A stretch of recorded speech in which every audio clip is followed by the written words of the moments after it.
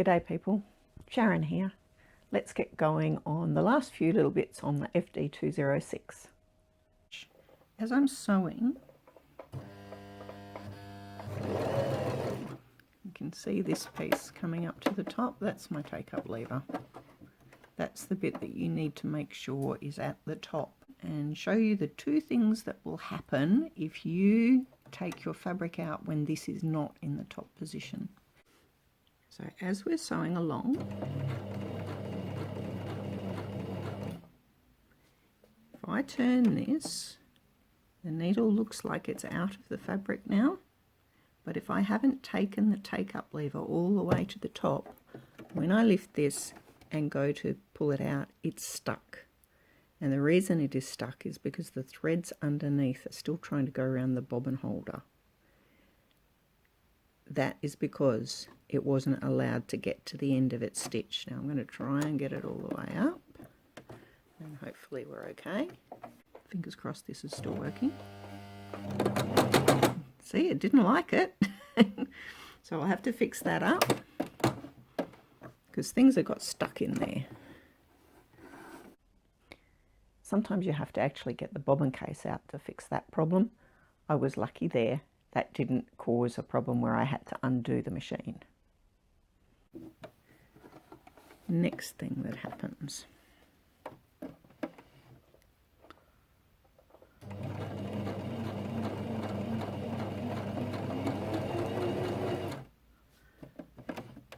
So I've got it far enough that hopefully it comes out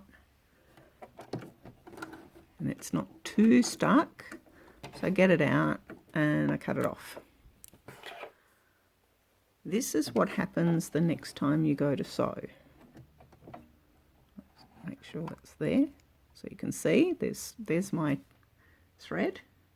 As I go to sew, this is what happens. It just unthreaded itself. The thread has gone. So in this case, the needle has come up a bit, but not far enough. The take-up lever is not all the way at the top. When the machine starts to sew again, it takes its take-up lever up and it unthreads the needle. So where you finish one set of sewing and cut the thread off dictates that the next line of sewing you start to sew will unthread the needle, because that take-up lever is just going to unthread it for you. Cleaning your machine. First of all, take the foot off. Preferably the whole thing, complete the ankle, so you can see what I'm doing. This is a screwdriver. They're brilliant.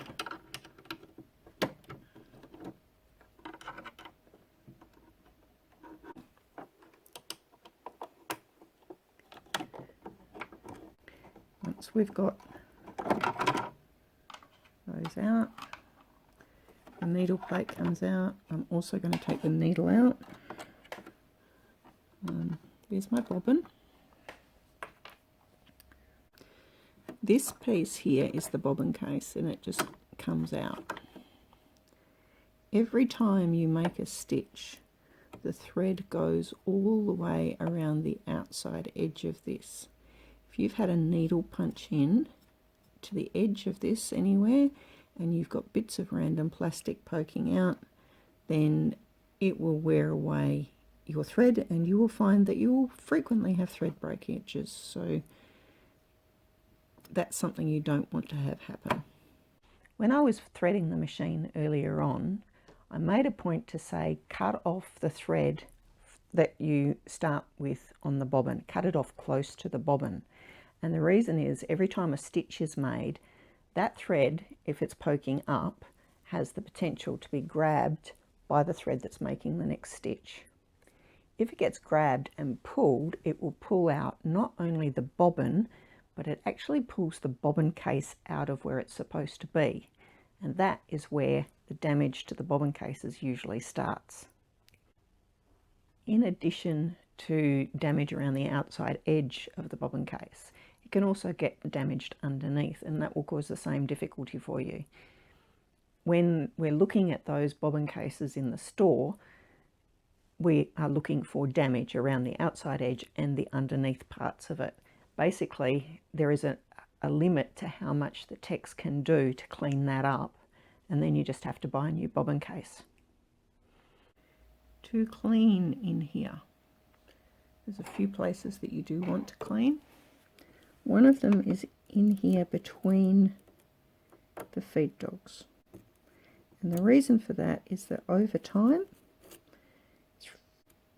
lint will build up into felt in there, and then the feed dogs will not be able to lift up and move your fabric. All the techs have some sort of story about a machine that was so dirty when it came in, and they cleaned it and got rid of all the lint. And when they sent it back to the customer said, "Where's my felt?"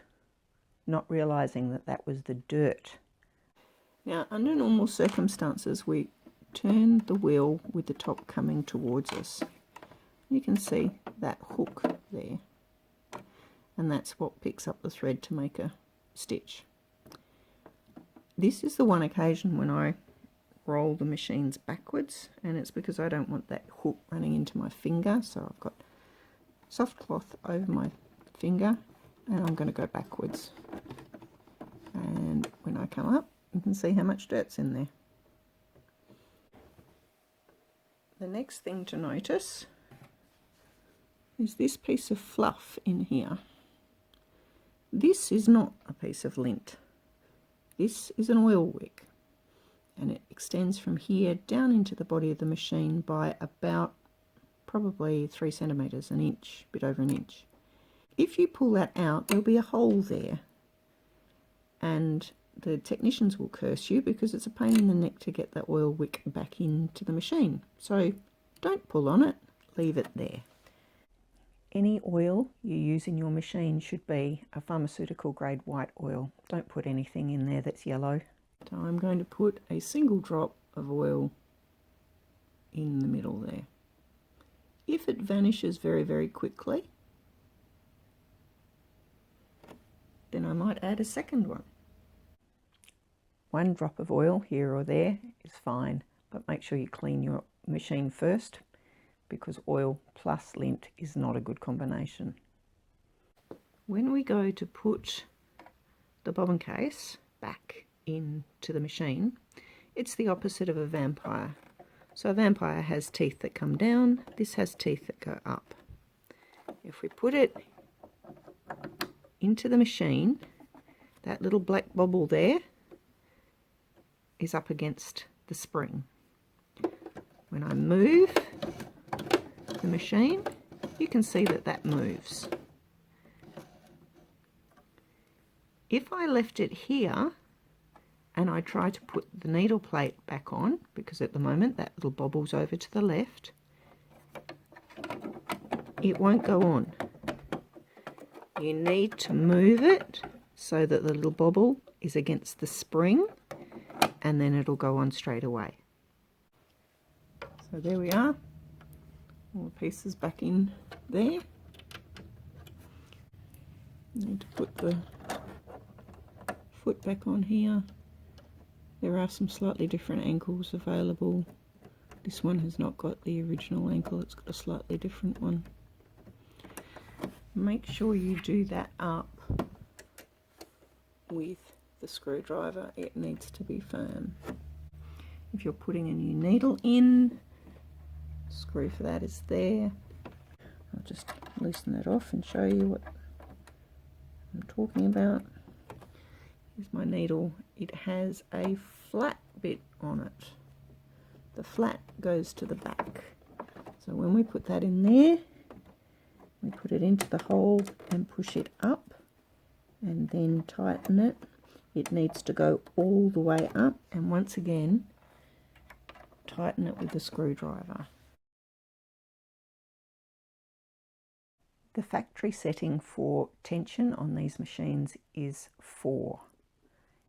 You don't really need to change it for anything very much at all. If there's any particular sewing technique that requires you to change it, have a look in the book. But mostly it's on 4, and that's where it should be. This little switch at the front of the machine is to lower the feed dogs. And the feed dogs are the bit that actually moves the fabric along in the machine. So when the feed dogs are down, the fabric doesn't move anywhere. So if you started to sew, it would just sit there and do stitches one on top of the other. Feed dogs going down is used for what's called free motion, and you could use it for darning or for quilting, for example. If you move the switch so that it's in the down position, the feed dogs will go down straight away. If you go to put it back up again, the feed dogs will not come back up until you do one stitch. So be aware, if it doesn't come up, it doesn't mean you've broken the machine. It just means it's got to get one stitch happening to get them back into that position. I do hope you've enjoyed this little series on the Janome FD206. If you've got any further questions, please put them in the comments so that I can hopefully answer them for you. Otherwise, take care. Bye for now.